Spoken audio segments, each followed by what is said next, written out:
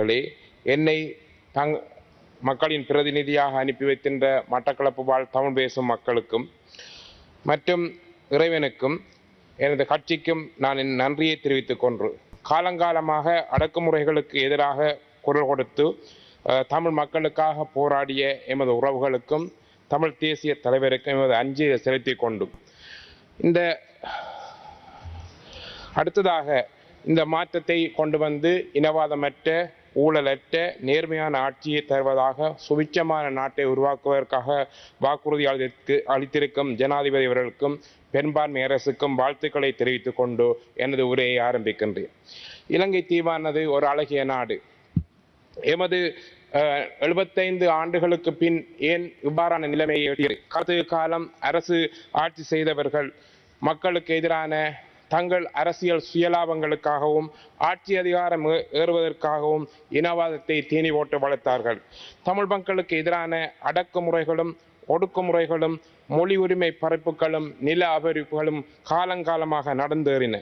இந்த நிலைமையிலே காலத்துக்கு காலம் தமிழ் பேசும் மக்கள் தங்கள் உரிமைகளுக்காக, தங்கள் வாழ்வுக்காக போராட வேண்டிய நிலை ஏற்பட்டது. ஆரம்ப காலத்திலே அகிம்சை முறையிலே, பேச்சுவார்த்தை முறையிலே போராடிய மக்கள் தாங்கள் தலைவர்கள் தாங்கள் ஏமாற்றப்பட்டு தெரிந்த போது ஆயுத போராட்டம் வெடித்தது. ஆனால் போராட்டம் மௌனிக்கப்பட்டிருக்கின்றது. ஆனால் எமக்கா நாடு இந்த போராட்டத்தின் முடிவிலே தமிழ் மக்கள் சொல்லன்னா துன்பங்களையும் வேதனைகளையும் அனுபவித்திருக்கின்றார்கள். ஆனால் அது மட்டுமல்ல, நாடு சீரழிந்து போயிருக்கின்றது, சிதைந்து போயிருக்கின்றது, பொருளாதாரத்திலே வீழ்ந்து போயிருக்கின்றது. இவ்வாறான நிலைமையிலே நாம் என்ன செய்ய வேண்டும் என்று மிக முக்கியமான நிலைப்பாட்டிலே இருக்கின்றோம். இந்த கொடிய யுத்தத்திலே தமிழ் மக்கள் சொல்லன்னா துன்பங்களை அனுபவித்தார்கள். தங்களுடைய இன, மொழி, நில விடயங்களிலே அவர்கள் வேறுபடுத்தப்பட்டார்கள். அவர்களுக்கான அடிப்படையான உரிமைகள் மறுக்கப்பட்டன. ஆகவே இந்த புதிய அரசு ஒரு நம்பிக்கையான வார்த்தையை கூறியிருக்கின்றது.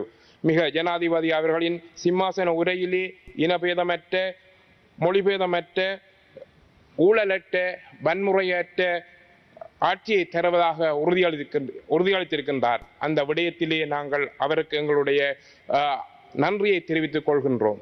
ஆனால் எங்களுடைய எதிர்காலம் சம்பந்தமான, அரசியல் சம்பந்தமான காத்திரமான உரையினை அவர் தெரிவிக்கவில்லை என்பதையிட்டு நாம் கவலை அடைகின்றோம்.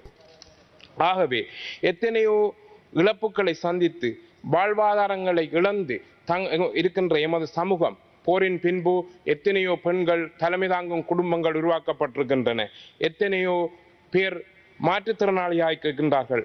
அவர்களுக்கான அடிப்படையான கட்டமைப்புகளை உருவாக்கப்படும் என்பது வேண்டும் என்பது எமது எதிர்பார்ப்பாக இருக்கின்றது. இங்கு நான் மட்டக்களப்பின் மக்களின் பிரதிநிதியாக இங்கு வந்திருக்கின்றேன். மட்டக்களப்பு மாவட்டத்திலே பல வளங்கள் இருக்கின்றன. கடல் வளம் இருக்கின்றது, வயல் வளம் இருக்கின்றது, கால்நடை வளம் இருக்கின்றது. ஆனால் மட்டக்களப்பு மாவட்டம் பொருளாதார ரீதியாக பின்னடை நிலையில் இருக்கின்றது.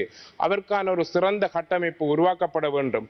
மட்டக்களப்பு மாவட்டம் பாவியினாலே பிரிக்கப்பட்டு படுவாங்கரை பிரதேசம் ஒரு கட்டமைப்பு அற்ற ரீதியிலே, வலுவற்ற உட்கட்டமைப்பு ரீதியில் இருக்கின்றது. அதற்கான செயற்திட்டங்கள் எதிர்காலத்திலே உருவாக்கப்பட வேண்டும் என்பது எங்களுக்கு மிகுந்த தேவையாக இருக்கின்றது. அதனோடு இணைந்தது மட்டுமல்லாது, நாம் கடந்த காலங்கள் போன்ற வரலாறு அல்லாது செயற்திட்டங்கள் பாராபட்ச மற்ற முறையிலே உருவாக்கப்பட வேண்டும். தமிழ் மக்களுக்கான அவர்களது தமிழ் தேசியம் சார்ந்த, சுயநிர்ணயம் சார்ந்த உரிமைகள் முன்னெடுக்கப்பட வேண்டும். அவர்களுக்கான மொழி உரிமைகள் மதிக்கப்பட வேண்டும். அவர்களுக்கான நில உரிமைகள் பாதுகாக்கப்பட வேண்டும். இவ்வாறான ஒரு நிலைமையிலே நாம் எதிர்காலத்திலே எமது நாட்டை கட்டியெழுப்பதற்காக உங்களுடன் சேர்ந்து பயணிக்கக்கூடிய முறையிலே நாம் செய்ய முடியும். நாம் எங்களுக்கு எதிரான அடக்குமுறைகளுக்கு எதிராக குரல் கொடுப்பதோ, எங்கள் மண் மீதான ஆக்கிரமிப்புகளை கேள்வி கேட்பதோ, எங்கள் மொழி உரிமையை பாதுகாப்பதோ, எங்களுக்கான நீதியை கேட்பதோ இனவாதம் அல்ல. நாங்கள் அது எங்களுக்கான சுதந்திரமான குரல். இவ்வாறான விடயத்திலே எமது அரசு எதிர்காலத்திலே மிகுந்த கரிசனையுடன் செயற்படும். நாம் சிங்கள சகோதரர்களுக்கு எதிரானவர்கள் அல்ல, நாம் எமது நாட்டுக்கு எதிரானவர்கள் இல்லை. ஆம், ஆனால் நாம் ஒடுக்குமுறை முறைகளுக்கு எதிரானவர்கள், நாம் எமது பாரபட்சமற்ற முறைகளுக்கு எதிரானவர்கள், நாம் வன்முறைகளுக்கு எதிரானவர்கள், நாம் ஊழலுக்கு எதிரானவர்கள். இந்த விடயத்திலே புதிய அரசின் செயற்பாடுகள் அவர்களின் வாக்குறுதிகள் நம்பிக்கை அளிப்பதாக இருக்கின்றன. ஆனால் எதிர்காலத்திலே அந்த நம்பிக்கை பாதுகாக்கப்பட வேண்டும். தமிழ் மக்களுக்கான ஒரு அரசியல் சுயநிர்ணய உரிமை உருவாக்கப்பட வேண்டும். அவர்களுக்கான அந்த மொழி உரிமைகள் பாதுகாக்கப்பட வேண்டும். அவர்களுக்கான நில உரிமைகள் பாதுகாக்கப்பட வேண்டும். கடந்த காலத்திலே மிக முக்கியமாக மட்டக்களப்பு மாவட்டத்திலே மயிலத்தனைமடு மாதவனையிலே பல்லாயிரக்கணக்கான நிலங்கள் ஆக்கிரமிக்கப்பட்ட அல்லது சுரண்டப்பட்ட நிலையில் இருக்கின்றன. அதற்கான உறுதிப்பாடுகள் இன்னும் வழங்கப்படவில்லை. மட்டக்களப்பின் வளங்கள் வாகரையிலே இல்மனைட் அகழ்வுகளுக்காக திட்டமிட்ட முறையிலே ஒரு நிகழ்ச்சியின் அடிப்படையில் சூறையாடப்பட இருக்கின்றது. ஆனால் இந்த நிலைமைகளை மாற்றியமைப்பதற்கான உறுதிப்பாடுகள் எமக்கு வழங்கப்பட வேண்டும். சுபிட்சமான நாட்டை கட்டியெழுப்பதற்கான தமிழ் மக்கள் என்றும் தயாராக இருக்கின்றார்கள். வடகிழக்கிலே தமிழ் மக்கள் தமிழரசு கட்சிக்கு வாக்களித்து எம்மை அனுப்பியிருக்கின்றார்கள். அவர்கள் தங்கள் உரிமைகளுக்காக எங்களை அனுப்பியிருக்கின்றார்கள். ஆகவே அவர்களின் உரிமையை பாதுகாக்கின்ற வகையிலே இந்த அரசு செயற்பட வேண்டும். அதற்குரிய செயற்திட்டங்களை முன்னெடுக்க வேண்டும்.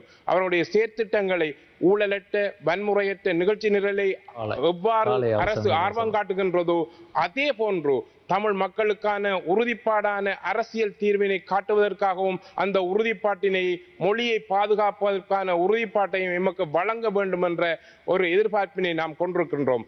ஆகவே எதிர்காலத்திலே இந்த நாட்டை கட்டியெழுப்புவதற்கான இந்த செயற்பாட்டுக்காக நாங்களும் உங்களுடன் சேர்ந்து பயணிப்பதற்காக தயாராக இருக்கின்ற வேளை அந்த உங்களுடைய அந்த தெளிவான சமிஞ்சையினை நீங்கள் வெளிக்கொண்டு வேண்டும் என்று கேட்டுக்கொண்டு இந்த சபையிலே இவ்வாறான சந்தர்ப்பத்திலே அந்த உங்கள் அனைவருக்கும் நன்றியை கூறி முடித்துக் கொள்கின்றேன்.